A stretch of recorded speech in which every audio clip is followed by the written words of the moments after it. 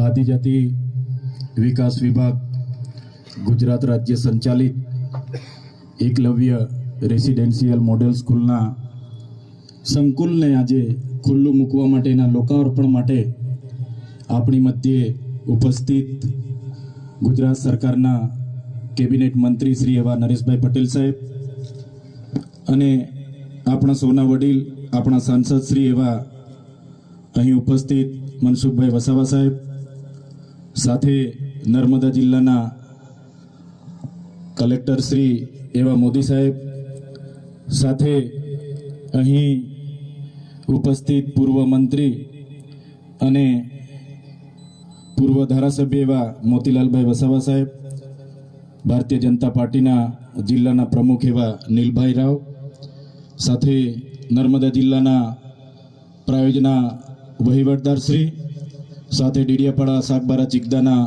પ્રાંત અધિકારી શ્રી, મામલતદાર શ્રીઓ, તાલુકા વિકાસ અધિકારી શ્રીઓ સહિત પૂર્વ જિલ્લા પંચાયતના પ્રમુખ એવા મંજીભાઈ વસાવા, પર્યુષાબેન વસાવા, તમામ જિલ્લા પંચાયતના સભ્યશ્રીઓ, તાલુકા પંચાયતના પ્રમુખ, તાલુકા પંચાયતના સભ્યશ્રીઓ, સરપંચશ્રીઓ, તમામ સામાજિક સંગઠનના પાર્ટીઓના પદાધિકારીઓ, સાથે ICDSના અધિકારીગણ, જિલ્લાના વહીવટી તંત્રગણ, આંગણવાડી બહેનો, અહીંયા અભ્યાસ કરતા વિદ્યાર્થીઓ, મીડિયાના મિત્રો, પોલીસ અધિકારીઓ, આજના કાર્યક્રમમાં સૌને હું આવકારું છું.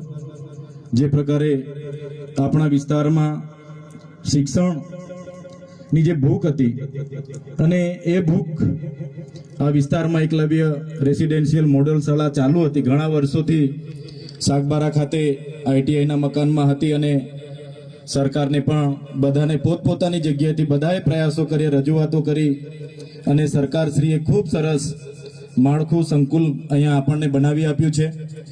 અને બોયઝ અને ગર્લ્સ બંને 240ની કેપેસિટીવાળી 16 જેટલા ક્લાસરૂમ, લેબોરેટરી રૂમ, લાઇબ્રેરી, તમામ પ્રકારની સુવિધાઓથી સજ્જ આજે જ્યારે આપણને આપણા વિસ્તારમાં સંકુલ પૂરું પાડ્યું છે, આપણા વિદ્યાર્થીઓ, આવનારી પેઢીઓ અને પેઢીઓ અહીંથી ભણી ગણીને પોતાની કારકિર્દીનું નિર્માણ કરવાના છે, ત્યારે ગુજરાત સરકારના આ સાહસને અમે આવકારીએ છીએ, બિરદાવીએ છીએ. સાથે સાથે આપણી મધ્યે આજના આ પ્રસંગે ખુદ આદિજાતિના મિનિસ્ટર સાહેબ, મંત્રી સાહેબ ઉપસ્થિત છે, ત્યારે એમને પણ આપણે આવકારીએ છીએ. આગળ જ્યારે એમને મંત્રી પદ મળ્યું, મંત્રી થયા એના બાદ હું એમની સાથે રૂબરૂ 2 વખત મળ્યો. જઈએ છીએ, અમને પણ આવકારે છે, બેસાડે છે, સાંભળે છે.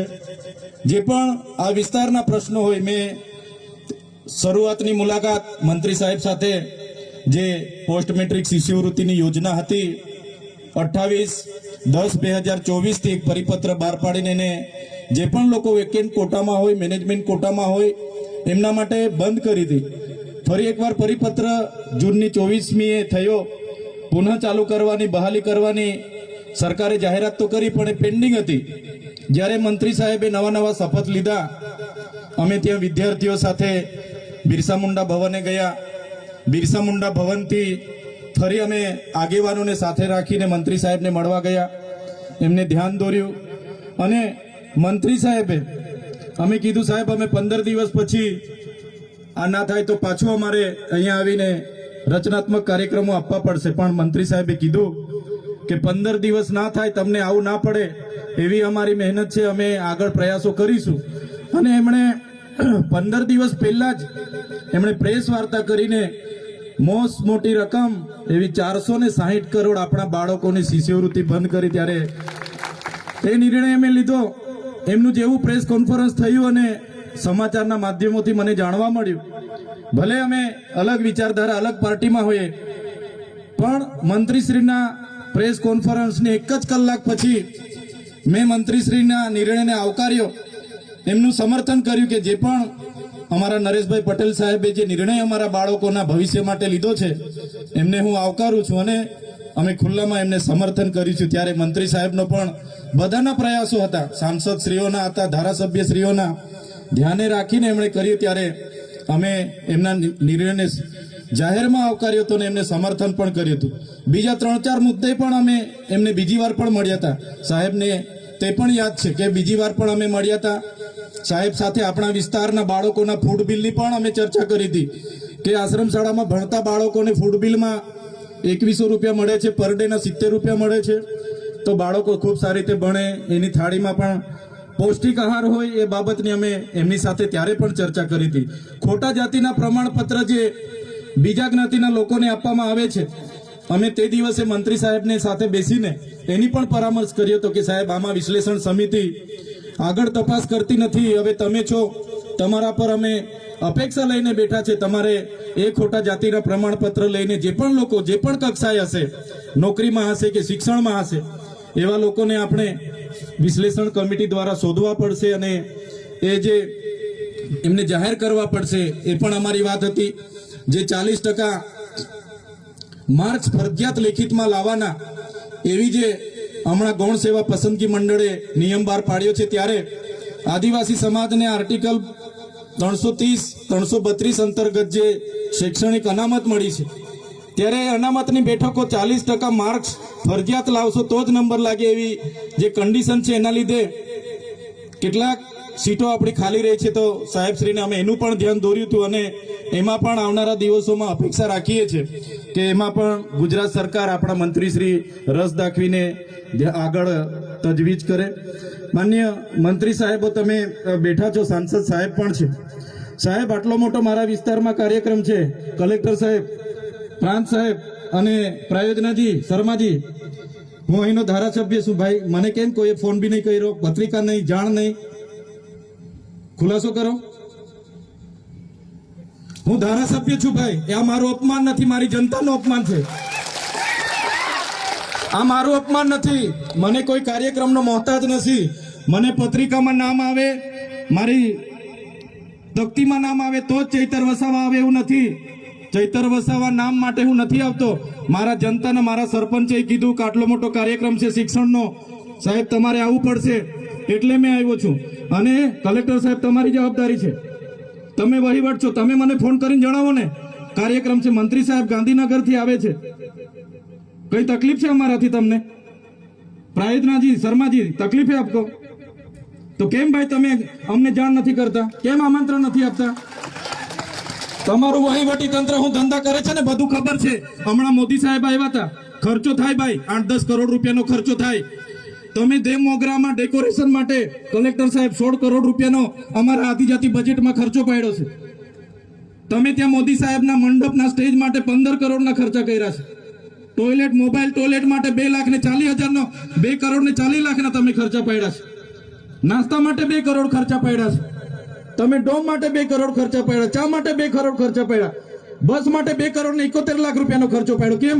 અમે સવાલ પૂછીએ એટલે તમને નડીએ છે? તમારા મનમાં ધુમાડો હોય તો કાઢી નાખજો ભાઈ. બરાબર છે, આ જનતાના ટેક્સના પગારે આપણે બધા છે. આ જનતાના ટેક્સનો પગાર મને પણ મળે છે, તમને પણ. કલેક્ટરથી તલાટીથી લઈને કલેક્ટર સુધીના બધા તમે નોકર છો, અમે બધા સેવક છે. આ લોકોએ જે પણ કે અમે પ્રતિનિધિ છે, અમને અધિકારો આપ્યા છે. તમે અમને કેમ અહીંયા બોલાવ્યા નથી? ના સાહેબ, અમારે વિદ્યાર્થીઓ અમે કેવું પડે છે. અમને કઈ, તમે દર વખતે ચિકદામાં કીધું, દર વખતે આ જ પ્રશ્ન ઉભો કરો છો, દર વખતે આ જ પ્રશ્ન ઉભો કરો છો. ઓ ભાઈ, ધારાસભ્ય છું, લોકોએ મને ચૂંટ્યા છે, મને આમંત્રણ જોઈએ ભાઈ. આ કોઈના પૈસાથી આ બિલ્ડિંગ નથી બની, તમારા ઘરના પૈસાથી બની છે. અરે વિષય પર તો મને આમંત્રણ કેમ નથી આપ્યું? મને જાણ કોઈ એક ફોન કેમ નથી કર્યો? કેમ ભાઈ? અમે ધારાસભ્ય ચૂંટાયેલા છે, લોકોએ અમને અધિકાર આપ્યા છે, અમારો અવાજ તમે દબાવવાની વાત કરો છો. અમને કેમ નથી આમંત્રણ આપ્યું? તમે તમારે આમંત્રણ આપવું જોઈએ ને અમને. ઓ ભાઈ, બંધ કરી દે વાળો, મારા અધિકાર છે ભાઈ. તમે આવો, બંધ કરી દે એટલે, બંધ કરી દે એટલે આમંત્રણ કેમ નથી? બંધ કરી દે એટલે, બંધ કરી દો એટલે, બંધ કરી દો એટલે આમંત્રણ આપવું જોઈએ ને તમારે. અમને તમે આમંત્રણ કેમ નથી આપ્યું ભાઈ? અમે ચૂંટાયેલા ધારાસભ્ય છે. અમને એક ફોન કોઈનો આવ્યો નથી. કલેક્ટર સાહેબની જવાબદારી છે. આ કોઈના કમલમના પૈસાથી બિલ્ડિંગ નથી બની ભાઈ. કોઈ તો પછી પણ સાહેબ અમે તમારી રિસ્પેક્ટ કરીએ છીએ સાહેબ. દરેક સરકારના કાર્યક્રમમાં હું હાજર રહું છું.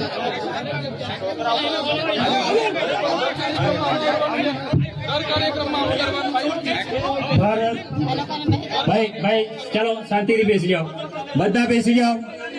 એ ભાઈ બધા બેસી જાઓ, બધા બેસી જાઓ. ચલો શાંતિથી બેસી જાઓ ભાઈ, આગળ નહીં, બેસી જાઓ શાંતિથી. ભાઈ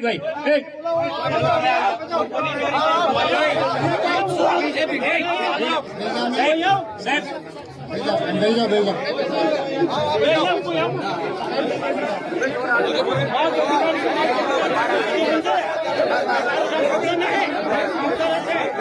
ભાઈ ચાલો ભાઈ, પોલીસ ડિપાર્ટમેન્ટ સાઈડ પર આવી જાઓ.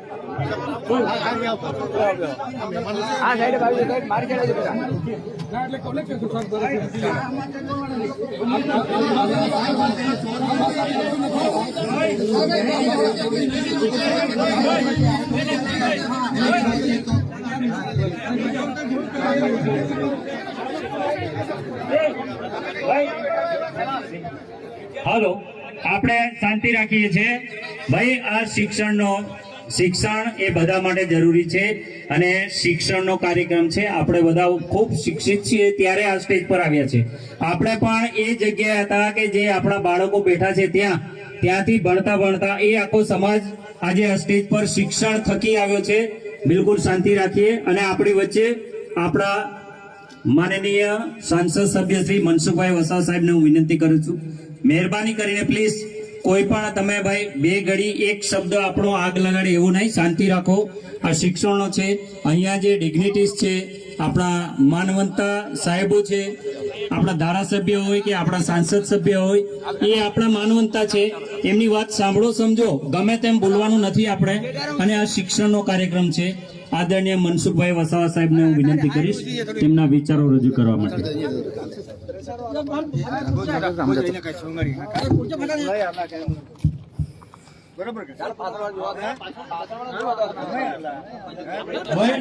સાંભળો તો શાંતિથી ઉઠીને જતા રહો. ભાઈ બંધ કર, તું બંધ કર, ઉઠ, નીકળી જા. સાંભળો, શાંતિથી સાંભળો. અમે સાંભળ્યા કે નહીં સાંભળ્યા? ધારાસભ્યને સાંભળ્યા કે નહીં સાંભળી હતી? ચાલ બે શાંતિથી, તું ઉઠી નીકળી જાવ, નહીં ગમતું હોય તો.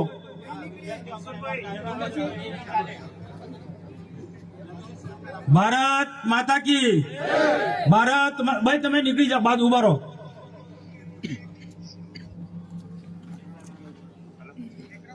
ભારત માતા કી વંદે વંદે. દેમોંગરા માતા કી, દેમોંગરા માતા કી જય. જય સીતારામ. આજે આપણે નર્મદા જિલ્લાનો ગૌરવ કહેવાય કે ભારત સરકારના સહયોગથી સાગબારા તાલુકાને એકલવ્ય મોડલ રેસિડેન્સ સ્કૂલ મળી છે. ને એના ઉદ્ઘાટન પ્રસંગે આપણી વચ્ચે આપણા ગુજરાત સરકારના આદિજાતિ કલ્યાણ મંત્રી નરેશભાઈ પટેલ ના કરકમલથી આનું લોકાર્પણનો કાર્યક્રમ થઈ રહ્યો છે. અહીંયા આ પ્રસંગે આપણી વચ્ચે ઉપસ્થિત જેમને મારા પહેલા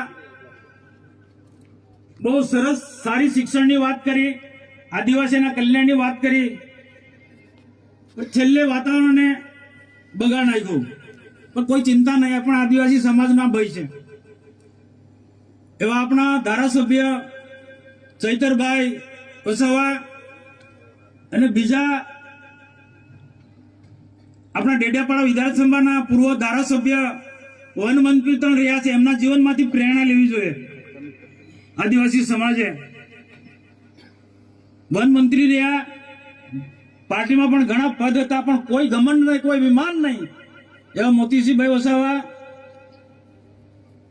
કલેક્ટર સાહેબ, ટ્રાઇબલ સપાના અધિકારી શ્રી, અન્ય મંચ પર બિરાજમાન સર્વે પદાધિકારીઓ, અધિકારીઓ, ઉપસ્થિત સર્વે ભાઈ તથા બહેનો, સૌ કર્મચારી મિત્રો, પત્રકાર મિત્રો, સૌપ્રથમ તો આ પ્રસંગે આયોજકોએ જે મારો સ્વાગત કર્યું, હું આયોજકોનો ખૂબ ખૂબ આભાર માનું છું. આપ બધા જાણો છો તેમ કે દેશના પ્રધાનમંત્રી નરેન્દ્રભાઈ મોદી સાહેબ ભારત દેશને એક સમૃદ્ધ ભારત બનાવવા માંગે છે, એક આત્મનિર્ભર ભારત બનાવવા માંગે છે. 2047 સુધીમાં વિકસિત ભારત બનવા માંગે છે. અને જ્યારે વિકસિત ભારત બનવાનો છે, દેશમાં એકે એક ક્ષેત્રનો એક સમાન ને સર્વાંગી વિકાસ થવાનો છે, તો એમાં શિક્ષણ અતિ આવશ્યક છે.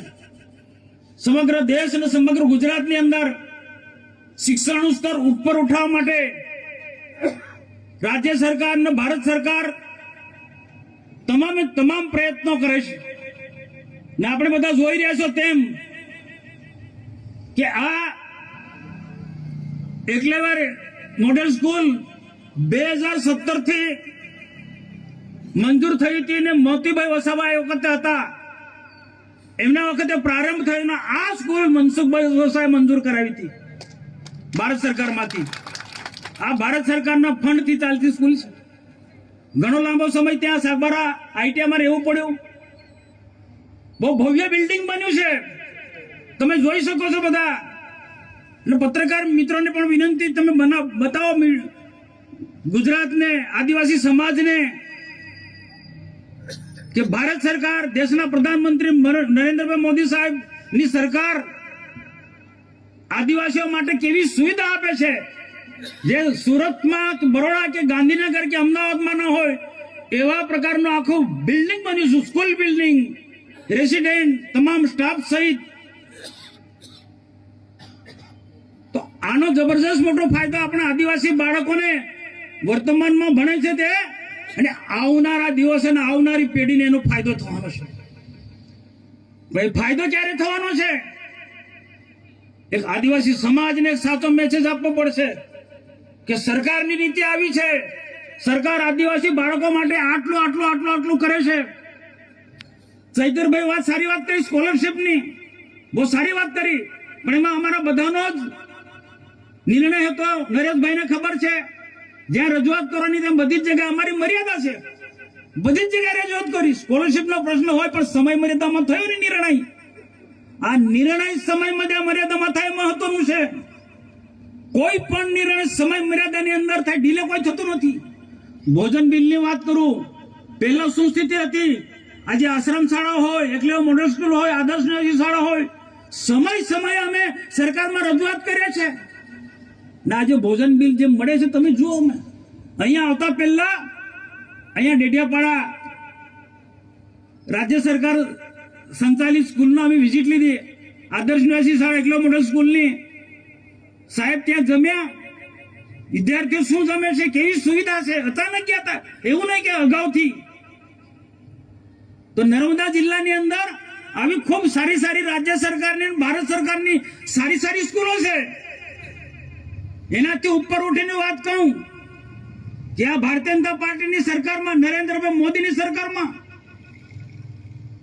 કોલેજ નથી. સાગબારામાં અમે કોલેજ લાયા છે, ડેડિયાપાડામાં કોલેજ નથી, અમે કોલેજ લાયા છે, નેત્રંગમાં કોલેજ લાયા, ઝઘડિયામાં કોલેજ લાયા છે. અને એથી આગળ વધીને વાત કહું કે ડેડિયાપાડામાં કૃષિ ઇજનેરી કોલેજ, કે કૃષિ ઇજનેરી કોલેજમાં કોને એડમિશન મળે? સાયન્સનો વિદ્યાર્થી હોય એને કૃષિ ઇજનેરીમાં એડમિશન મળે.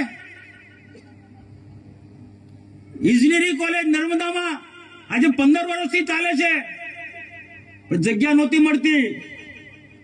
2 વર્ષ પહેલા ડોક્ટર ધારસનાબેન દેશમુખ, રાજપીપળાના ધારાસભ્ય સાથે અમે બંને કુંવરપરા નજીક હજરપરા પાસે એનું ખાતમુહૂર્ત કર્યું, અને ટૂંક સમયની અંદર